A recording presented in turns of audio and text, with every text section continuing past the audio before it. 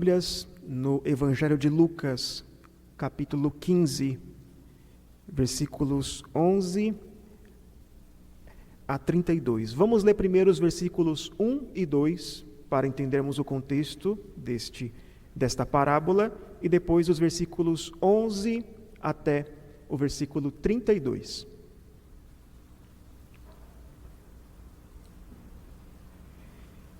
Lucas capítulo 15, versos 1 e 2, diz: Aproximavam-se de Jesus todos os publicanos e pecadores para o ouvir, e murmuravam os fariseus e os escribas, dizendo: Este recebe pecadores e come com eles.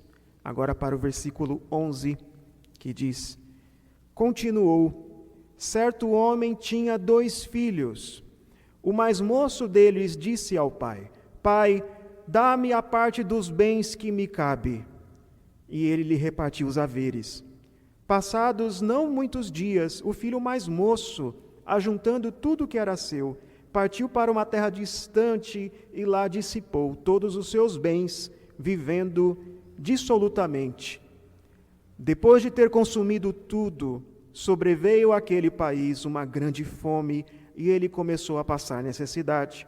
Então ele foi e se agregou a um dos cidadãos daquela terra, e este o mandou para os seus campos a guardar porcos. Ali desejava ele fartar-se das alfarrobas que os porcos comiam, mas ninguém lhe dava nada. Então, caindo em si, disse: Quantos trabalhadores de meu pai têm pão com fartura, e eu aqui morro de fome? Levantar-me-ei e irei ter com meu pai, e lhe direi: Pai, pequei contra o céu e diante de ti, já não sou digno de ser chamado teu filho. Trata-me como um de teus trabalhadores. E levantando-se foi para seu pai. Vinha ele ainda longe quando seu pai o avistou e, compadecido dele, correndo, o abraçou e beijou. E o filho lhe disse: Pai, pequei contra o céu e diante de ti, já não sou digno de ser chamado teu filho. O pai, porém, disse aos seus servos: Trazei depressa a melhor roupa, vestiu, ponde-lhe um anel no dedo e sandálias nos pés. Trazei também e matai o novilho cevado. Comamos e regozijemo-nos, porque este meu filho estava morto e reviveu, estava perdido e foi achado. E começaram a regozijar-se. Ora, o filho mais velho estivera no campo, e quando voltava, ao aproximar-se da casa, ouviu a música e as danças. Chamou um dos criados e perguntou-lhe que era aquilo. E ele informou: Veio teu irmão e teu pai mandou matar o novilho cevado, porque o recuperou com saúde. Ele se indignou e não queria entrar. Saindo, porém, o pai procurava conciliá-lo, mas ele respondeu a seu pai: Há tantos anos que te sirvo, sem jamais transgredir uma ordem tua, e nunca me deste um cabrito sequer para alegrar-me com os meus amigos. Vindo, porém, esse teu filho, que desperdiçou os teus bens com meretrizes, tu mandaste matar para ele o novilho cevado. Então lhe respondeu o pai: Meu filho, tu sempre estás comigo. Tudo o que é meu é teu. Entretanto, era preciso que nos regozijássemos e nos alegrássemos, porque esse teu irmão estava morto e reviveu, estava perdido e foi achado. Que Deus nos abençoe no entendimento da sua palavra. Amém.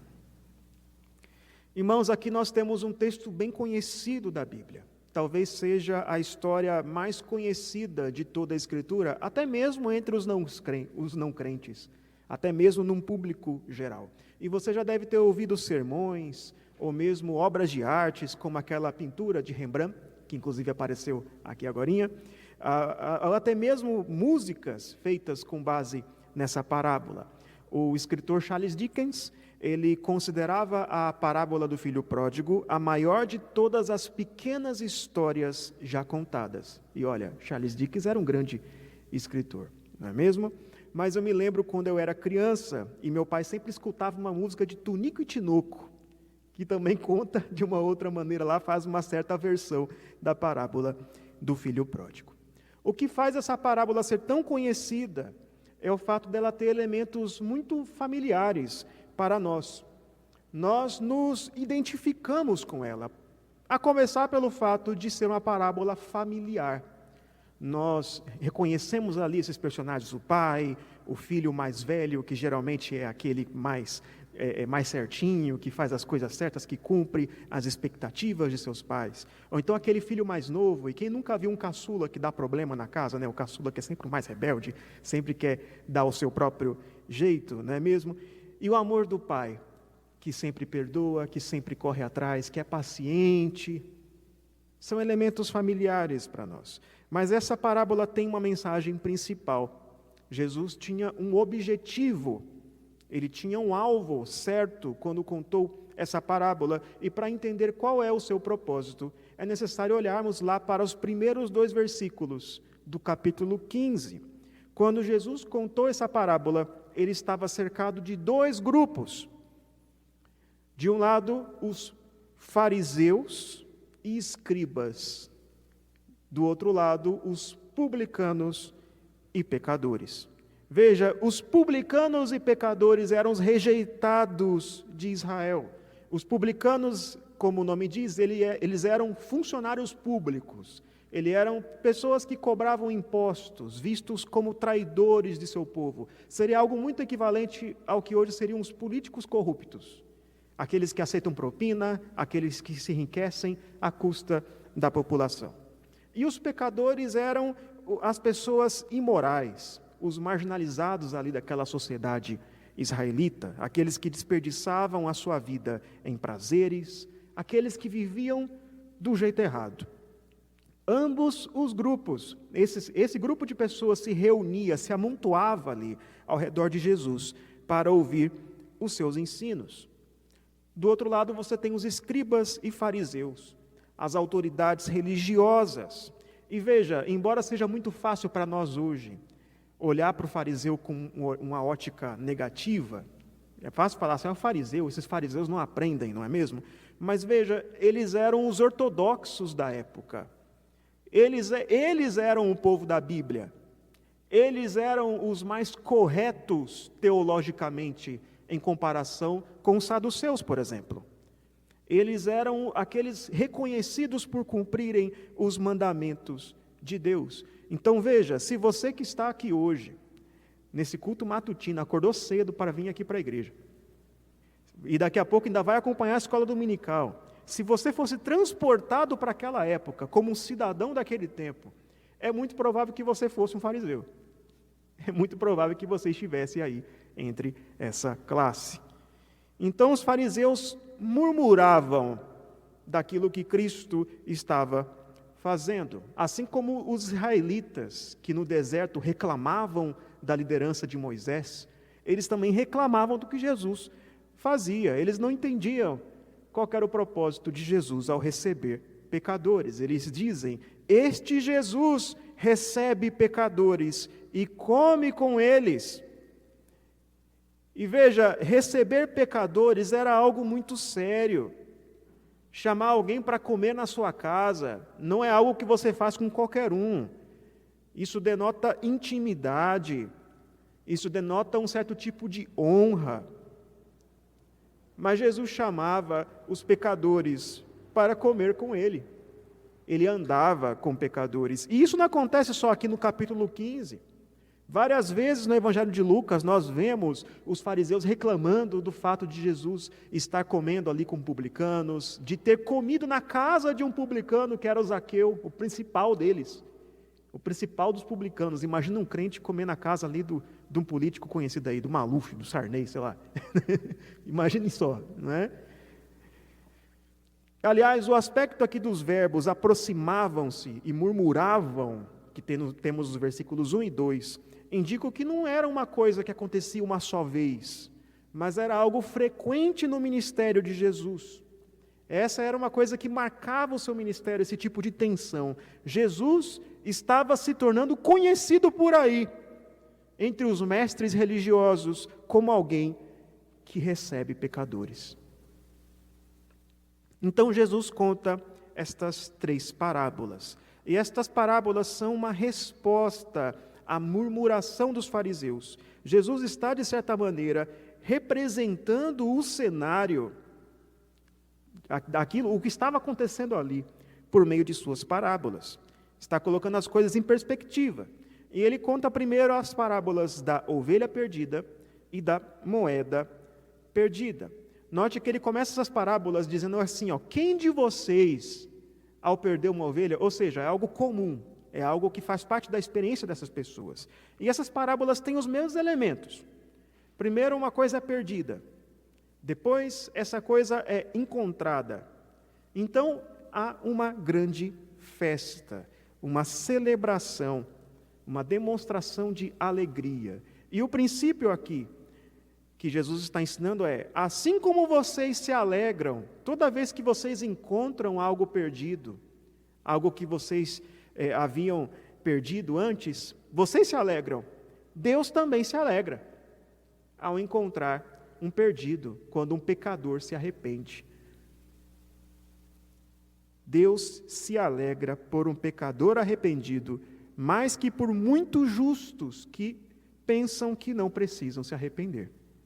Essas 2 parábolas servem como uma preparação para esta parábola, a parábola conhecida como a do filho pródigo. E essa parábola recebe esse nome por causa do significado da palavra pródigo, que significa desperdiçador. Alguém que desperdiça, alguém que esbanja. Mas outros também chamam essa parábola de parábola do filho perdido. Mas talvez o nome mais exato, mais direto para essa parábola fosse a parábola dos 2 filhos perdidos. Porque ela começa dizendo: um homem tinha 2 filhos. Veja, nessa parábola culmina o ensino de Cristo. Essa história foi desenhada por Jesus para colocar em perspectiva o que estava acontecendo, o que os pecadores estavam fazendo e o que Deus estava fazendo enquanto se relacionava com pecadores. E dessa forma, desafiar os fariseus e os escribas a dar as boas-vindas a esses seus irmãos recuperados e participar de sua alegria. Esta parábola não fala apenas de um filho perdido, mas de 2 filhos perdidos, e fala também do convite do pai a esses 2 filhos perdidos. Há pelo menos 2 maneiras de se perder. É possível você se perder no mundão, nos prazeres aí, indo a todo tipo de coisa ruim. É possível. Mas é também possível se perder estando na igreja. É possível. Mas há um convite do Pai a todos os perdidos que voltem à casa do Pai e que recebam de sua graça. Quais são as 2 maneiras de se perder? O primeiro ato dessa parábola nós vemos os versículos 11 até o 24, e diz respeito ao filho mais novo. E o que nós vemos aqui claramente é que o filho mais novo está perdido, e ele representa o primeiro tipo de perdição, a rebeldia, a vida dissoluta, a imoralidade, a vida daqueles que fogem de Deus o tanto quanto for possível. O filho mais novo representa aqui o primeiro grupo, o grupo dos publicanos e pecadores. E aqui nós podemos ver a natureza de tal perdição. O que vemos na história é que o filho mais novo faz um pedido insolente ao pai. Ele diz ao pai assim: pai, dá-me a parte dos bens que me cabe. E esse não era um pedido comum. Na verdade, esse era um pedido ultrajante. Porque, veja, aquele filho tinha, de fato, direito a uma parte da herança. Segundo Deuteronômio, capítulo 21, versículo 17, o filho mais novo, ainda que bastardo, ainda que não fosse da mãe, da esposa, ele teria direito a 1/3 de todos os bens do pai, quando o pai falecesse. Contudo, essa herança só seria repartida após a morte do pai. Somente após a morte. Embora fosse até mesmo um costume dos judeus dar alguns presentes a seus filhos, mesmo em vida, a fim de que eles possam ali seguir suas vidas, se casarem, ter sua casa. Abraão faz isso com os filhos de suas concubinas. A herança só era repartida após a morte. E quando o filho mais novo diz ao pai, me dá a minha parte da herança, é como se ele dissesse ao pai, para mim você já está morto. Eu não quero saber do Senhor, eu quero só as suas coisas. E veja, esse pedido, se atendido, causaria uma grande inconveniência ao pai e também a seu irmão, porque os bens aqui referidos, eles não eram um dinheiro na conta do banco, não era um investimento financeiro que o pai tinha ali, em alguma coisa ali, em ações ou qualquer coisa do tipo. Era tudo que o pai tinha para a sua subsistência. Essa herança, esses bens do pai, era tudo aquilo que o pai tinha para sobreviver. Os seus campos, as suas máquinas, os seus celeiros, tudo aquilo teria de ser liquidado, a fim de que o filho mais novo tivesse, então, a sua parte. E isso afetaria drasticamente toda a vida financeira daquela família. Mas ainda assim o pai divide a herança, divide os bens entre os seus filhos. Então o filho mais novo parte para um outro país, versículo 13. Ele se cansa de ficar em casa. Ele quer viver do jeito que ele bem entende. Eu vou seguir minha vida. Ele abre mão dos seus costumes, ele abre mão do ensino que recebeu em casa, ele abre mão de seu país, de sua comunidade, vai viver entre estrangeiros. Imagine isso aos olhos de um judeu, viver entre pagãos. É isso que ele vai fazer. Ele coloca a sua liberdade acima de tudo. E veja, não basta ter desrespeitado o pai, agora ele parte para longe, ele divide a família.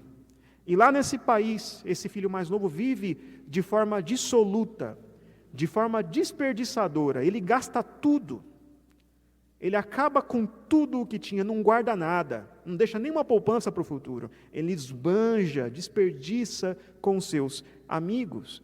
Vejam, irmãos, essa é a natureza da perdição, essa é a natureza da rebelião contra Deus, do pecado. Quando nós falamos de pecado, muitas vezes o que vem à nossa mente é uma lista de regras, daquilo que se pode ou não se pode fazer. Pecado é quando você descumpre as regras, descumpre os mandamentos. E de fato, essa é uma definição simples de pecado.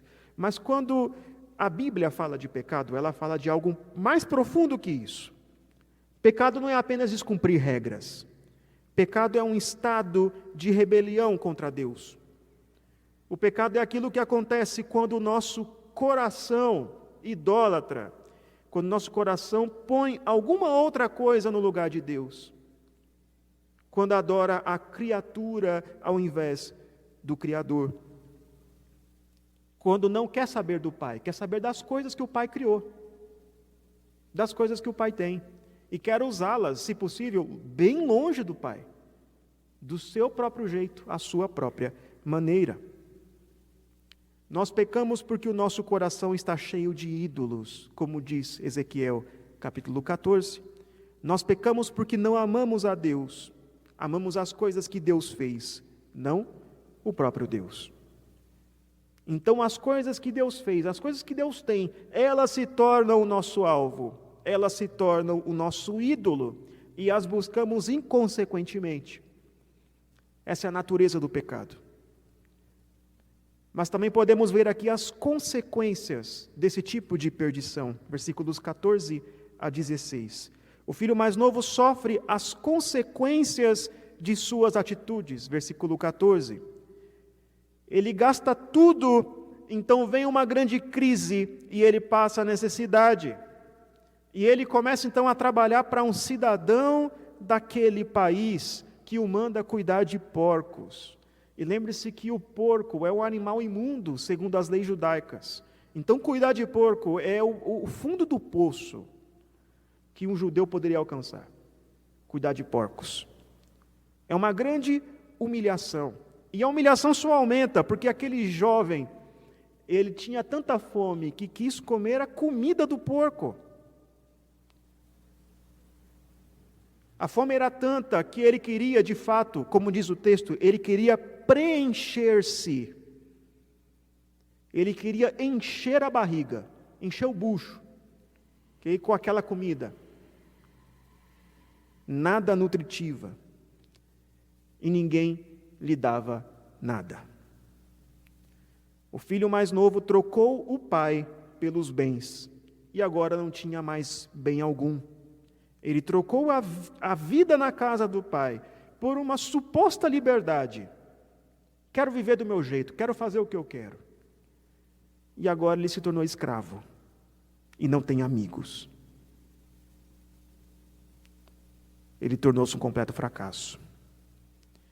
Irmãos, essa é uma boa ilustração do que é a consequência do pecado. O pecado não é o seu amigo. O pecado não é fiel. Ele vai te trair. O pecado nunca é um bom negócio. No começo parece legal. No começo você se sente vivo, você se sente livre, mas o que ele gera no final é servidão, escravidão. Então o filho mais novo decide tomar o caminho de volta. Versículos 17 a 19, ele cai em si e decide voltar. Ele percebe a situação em que se encontra. Então se lembra da bondade de seu pai, até mesmo para com os trabalhadores, que aqui não eram contratados CLTistas, não. Era uma espécie de diarista, um jornaleiro, alguém que trabalha ali por empreitada. E o pai era bom até mesmo para com esses trabalhadores com quem ele não tinha obrigação nenhuma. E ele abandonou esse pai. Ele quer voltar. Só que para voltar ele vai ter muitos problemas. Porque o que ele fez é grave.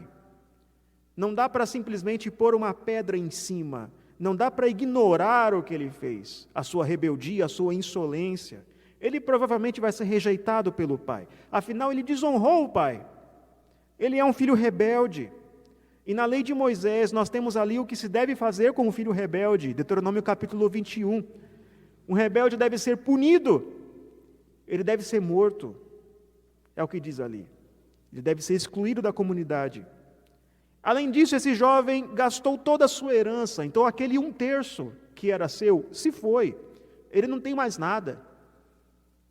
Ele não tem direito à casa, não tem direito à estadia, não tem direito a nada.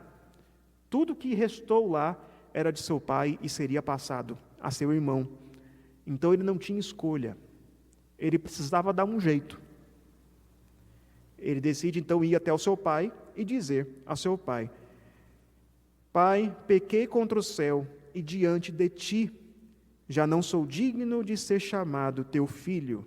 Trata-me como um dos teus trabalhadores. Veja, como um trabalhador, ele não faria parte da família. Ele seria um prestador de serviços. Seria algo equivalente hoje a um MEI, sabe? A um microempreendedor individual que faz um contrato ali de prestação de serviço. Okay? Seria isso, ele seria um prestador de serviço. Ele não precisaria encarar o seu pai e o seu irmão. E poderia até, quem sabe, com o tempo, com o seu trabalho, juntar uma grana e, quem sabe, ali compensar o que ele fez. Veja, o filho mais novo estava sendo sincero, de fato. Ele até mesmo considerou a sua rebelião como aquilo que ela de fato é. Um pecado contra Deus. Mas ele ainda não sabe qual vai ser a reação de seu pai. Ele não sabe se o pai vai o aceitar. Aliás, provavelmente não. Aquele relacionamento havia sido quebrado. E o problema não podia ser solucionado por nada que o filho mais novo fizesse. Dinheiro, trabalho, nada disso vai resolver. Se tinha alguém que podia resolver esse problema, que podia restaurar esse relacionamento, esse alguém era o pai. Então, nos versos 20 a 24, nós vemos a recepção do pai. O filho mais novo, ele volta para casa.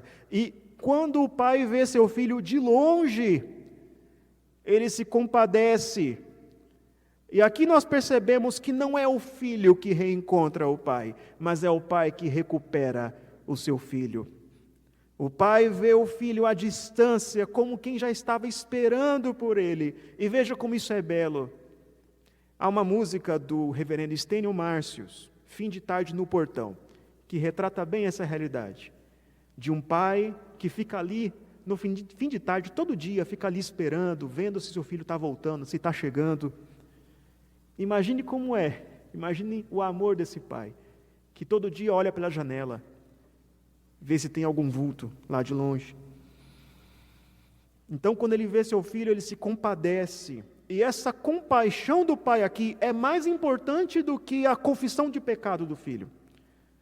Porque é a compaixão do pai que abre a possibilidade de restauração desse relacionamento.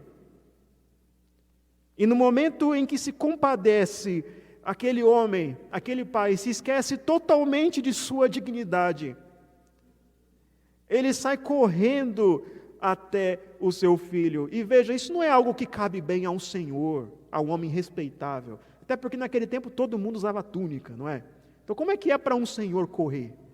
O que ele teria de fazer? Ele teria de pegar sua túnica, levantá-la um pouquinho, sair correndo. Textos judaicos da época diziam que a maneira de um homem andar revela o que ele é. Homens respeitáveis não correm. Homens respeitáveis, homens sérios, andam devagar, com imponência, com respeito. Mas aquele homem correu, levantou sua túnica e correu. E se lançou seus braços em torno do pescoço de seu filho e o beijou. Lembra bastante o reencontro de Esaú e Jacó. Quando Esaú vê ali Jacó de longe e o recebe, Jacó ali morrendo de medo de como seria a reação de seu irmão, e Esaú o recebe. Mas o pai faz isso publicamente. Esse ato nada honroso, publicamente, para mostrar a todo mundo, a toda a comunidade, a todos que estariam vendo ali, que ele está aceitando o seu filho de volta. Todos saberão que não é a intenção daquele pai trazer sobre aquele filho o peso da lei. Não, ele não vai punir o seu filho. Ele não vai envergonhar o seu filho. Ele não vai dizer: quem você pensa que é para voltar aqui? Não, pelo contrário. Toda a humilhação, toda a desonra, toda a rejeição ele toma para si. O filho mais novo o tempo todo desonrou o pai. Mas o pai toma para si uma desonra ainda maior para restaurar o seu filho. E diante desse afeto, diante desse amor demonstrado, aquele filho não consegue dizer ao pai tudo o que ensaiou. Perceba que na repetição aí do texto, quando o filho diz ao pai, ele não fala a última parte. Ele não fala a parte: deixa-me ser como um dos seus trabalhadores. Porque o amor do pai muda os seus planos. Porque diante daquelas boas-vindas, essas palavras se tornaram irrelevantes. Seria um insulto ao pai dizer para ele, diante de tal amor paterno, dizer para ele: deixa o seu empregado seu. Seria um insulto ao pai.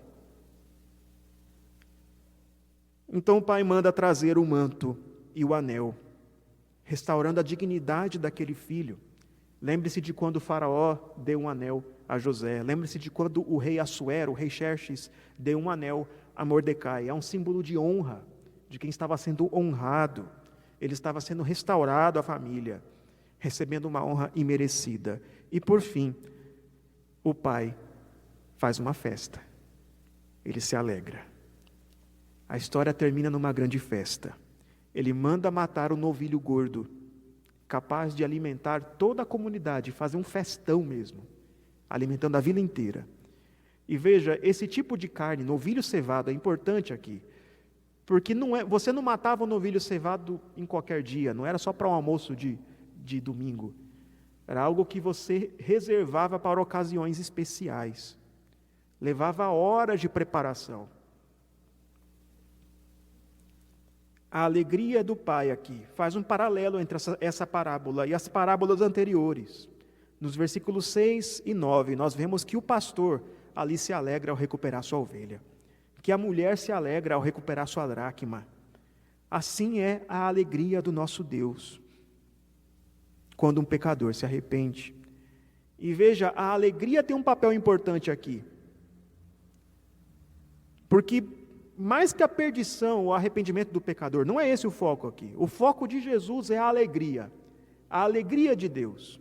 O nosso Deus exulta, o nosso Deus se alegra, é para a sua própria glória, para o seu próprio deleite, que Ele nos redime, que Ele nos adota em sua família. O que Jesus busca ensinar aqui é que a alegria é a reação natural que nós devemos ter, que se deve ter quando algo perdido é reencontrado. É isso que ele busca mostrar aos fariseus. Veja, vocês não se alegram quando recuperam ovelhas, quando recuperam moedas. A alegria é algo esperado. Quão custoso foi para o pai dividir os seus bens. Quão custoso foi sofrer a separação. Quão custoso foi, por fim, assumir para si a humilhação para que seu filho pudesse ser restaurado. Assim como esse pai é o nosso Deus. Mas a história não acaba aqui. Essa é uma história de 2 atos. E no segundo ato, nós vemos que o filho mais velho também está perdido, mas se trata de um tipo diferente de perdição. Tente imaginar como é essa parábola na perspectiva de um fariseu. Ela é um escândalo completo do início ao fim. Porque o filho mais novo desrespeitou o pai. O filho mais novo foi morar com pagãos. O filho mais novo se associou a um pagão, a um cidadão daquela região. E agora ele se torna escravo, alimentador de porcos, que é um animal imundo segundo a lei judaica.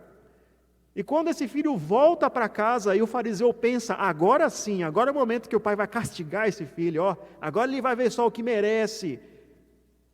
Então o pai o recebe de volta e toma toda a vergonha para si. Isso é inaceitável para a mente do fariseu. E o filho mais velho aqui representa aqueles fariseus que ouviam a parábola e que são incapazes de se alegrar com o pai. O filho mais velho estava no campo trabalhando, então ele ouviu o barulho das músicas e da dança e foi saber o que estava havendo e perguntou ao seu servo, o que é tudo isso? E o servo responde com a maior naturalidade, porque é uma coisa normal. Seu irmão voltou e teu pai matou um novilho cevado porque o recuperou com saúde. É claro que seu pai vai comemorar porque seu filho voltou, o seu irmão voltou. É natural, é normal. Mas o filho mais velho fica indignado, ele fica irado e se recusa a entrar na festa. E essa é uma afronta ao pai. Veja, essa era uma grande festa. Provavelmente todos os moradores da região estavam ali naquela festa. E ao não entrar na festa, aquele filho está insultando o seu pai. Lembre-se também do livro de Esther, quando a rainha Vasti se recusa a comparecer à festa do rei Xerxes, do rei Assuero. E como o rei Assuero ficou indignado, ficou irado por sua esposa não vir. Ou então lembre-se da parábola do grande banquete, das parábolas do capítulo 14 de Lucas. Como o anfitrião da festa fica irado por causa das desculpas infundadas que ele recebe daqueles que não querem vir ao seu grande banquete. Aquele pai tem toda a razão de ficar irado com seu filho, ele tem razão de ficar irado, mas de novo o pai age de modo surpreendente. Ele vai atrás do filho mais velho. Ele rompe o protocolo, ele é um anfitrião. Anfitrião não pode sair da festa. Mas ele sai de casa e vai encontrar o seu filho no campo, longe da casa, onde todo mundo pode ver o que ele está fazendo. E à vista de todos, o filho mais velho repreende o seu pai, o que só aumenta a desonra desse homem, desse pai. Então o filho mais velho responde ao seu pai e mostra ali o que estava em seu coração. Ele mostra o seu desrespeito, porque ele não usa nenhum vocativo, ele não diz pai, que é o que o filho mais novo faz. Não, ele simplesmente vai falando, o Senhor, ele não começa com respeito. Nem o filho mais novo foi tão desrespeitoso. A resposta do filho mais velho mostra o seu ressentimento, porque ele diz aqui, há tantos anos que eu te sirvo. E veja, apesar de nunca ter passado fome, ele se vê em servidão, ele se vê em escravidão. Ele obedece ao pai, externamente, mas obedece com ressentimento, com amargura. Ele é como os fariseus, que obedecem externamente à lei de Deus, que obedecem mais com relutância, que fica olhando o outro lado da cerca, que fica pensando, como é que seria se eu vivesse diferente? Se eu fosse como filho mais novo e seguisse o meu caminho, como seria? A resposta do filho mais velho mostra a sua justiça própria, como aquele jovem rico que Jesus conversa com ele, esse homem também diz, nunca desobedeci às tuas ordens, cumpri tudo o que o Senhor disse, fiz tudo, sou um filho obediente, mereço mais que isso. A resposta do filho mais velho demonstra a sua insegurança, sim, insegurança, porque ele se vê como injustiçado pelo pai. Nunca me deste um cabrito, estou te servindo há tanto tempo, mas o Senhor nunca me deu um presente. É a fala de alguém que é inseguro, que não se vê como uma pessoa amada pelo pai. O que ele quer não é um cabrito. Cabrito é o de menos. O que ele quer é reconhecimento. Ele quer que seu pai lhe diga, meu filho, você me tem servido muito bem.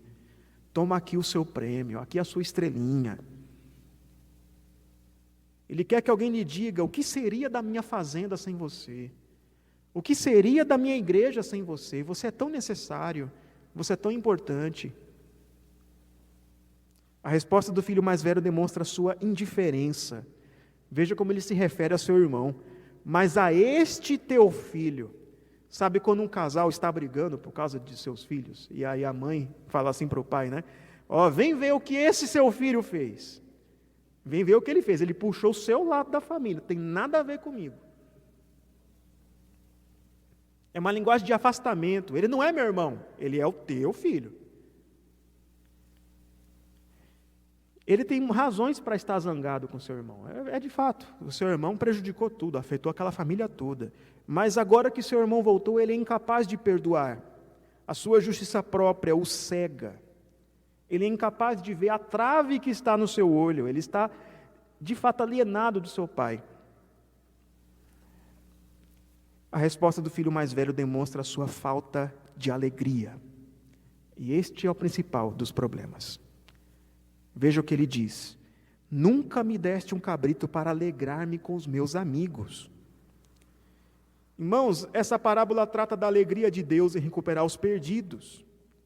E o problema deste filho mais velho, e também dos fariseus, é que são incapazes de participar da alegria de seu pai. Esse filho mais velho está tão alienado do pai quanto seu filho mais novo. Ele se perdeu sem sair de casa. Ele não se alegra com seu pai. Seu objetivo não é o mesmo objetivo do pai. Assim como o irmão mais novo, ele não ama o pai. Ele ama as coisas do pai. Ele só tem um jeito diferente de obter. O filho mais novo as obtém por meio da rebelião, por meio da desobediência. O filho mais velho segue o caminho do legalismo, da obediência. Irmão, é possível que você tenha se perdido dentro da igreja. É possível que você tenha nascido na igreja, crescido na igreja, e ainda assim esteja perdido. É possível que você obedeça a Deus muito mais por um senso de dever do que por amor a Deus, por gratidão. É possível que os mandamentos de Deus lhe sejam um peso. Talvez você se considere alguém justo, merecedor de reconhecimento. Talvez você seja uma pessoa insegura do amor de Deus, porque Deus não te dá aquilo que você acha que Ele devia te dar, e você fica pensando, será que Deus me ama mesmo? Será que Deus é justo mesmo? Talvez você considere certa coisa, certa área da igreja, o seu território pessoal, e fique irado quando o Deus faz algo diferente daquilo que você planejou. Talvez você tenha dificuldade de amar o seu irmão, em especial aquele irmão que falhou com você. E talvez a razão disso seja que você se considera uma pessoa mais justa que ele, uma pessoa melhor que ele. Talvez lhe falte alegria nas coisas de Deus, naquilo que Deus faz. Qual que é o plano de Deus? pecadores sendo redimidos, o reino de Deus sendo expandido. Esse é o plano de Deus, mas nem sempre é o que está nos seus planos. Como você se sente quando está em comunhão? Qual é a sua sensação? De estar em comunhão com pessoas diferentes de você. Pessoas que pensam diferente de você. Pessoas que têm passado diferente, passados tenebrosos. Pessoas que pensam politicamente diferente de você.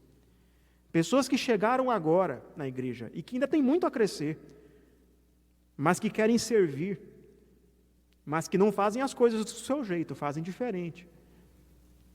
Isso te traz alegria, essa diversidade, esse plano de Deus. Então o pai faz um apelo ao seu filho, ele diz: tudo que é meu é teu. Ele confirma ao seu filho mais velho o seu status. Ele não deixou de ser filho. Na verdade, ele tem privilégios por ser filho. Ele sempre teve o seu lugar, a sua herança está intacta. Contudo, a alegria é necessária. O pai diz: era preciso que nos alegrássemos. Por que você não consegue se alegrar? Qual é o problema? Irmãos, há duas maneiras de se perder. Tanto o filho mais velho quanto o filho mais novo estão perdidos. Tanto pecadores quanto fariseus estão perdidos. Os dois amam as coisas do Pai. Só o método de as obter é diferente. Um segue o caminho da rebeldia e outro o caminho da obediência. Só que a perdição do filho mais velho é muito mais sutil. O mais velho consegue se esconder. Ele é obediente, ele é irrepreensível, ele faz tudo certinho.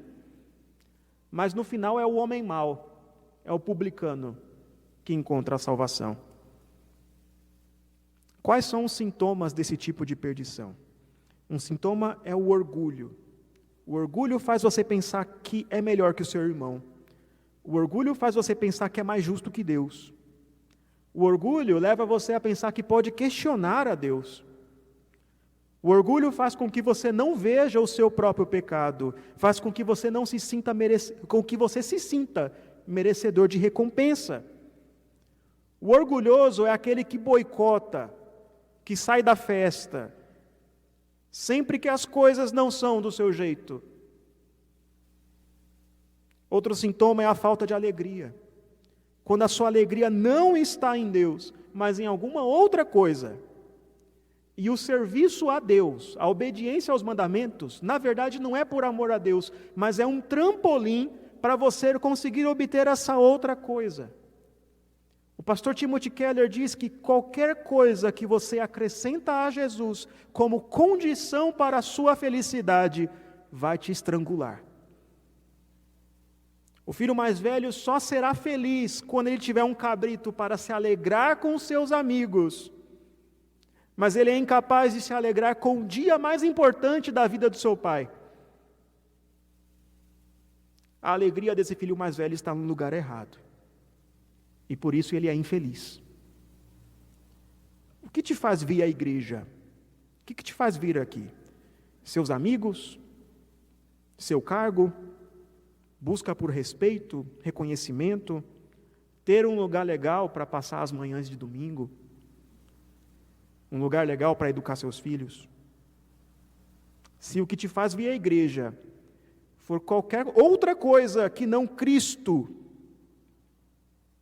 então a síndrome do filho mais velho está mais perto de você do que você pensa. Qual é a cura para essa perdição? A cura é o próprio Evangelho. Veja, Deus tem compaixão até mesmo dos legalistas, até mesmo dos fariseus. Assim como o pai vai atrás do filho mais velho, Deus também oferece a sua graça aos legalistas. O fato é que essa parábola tem um final em aberto. Nós não sabemos a resposta do filho mais velho. Ela tem um final pendente.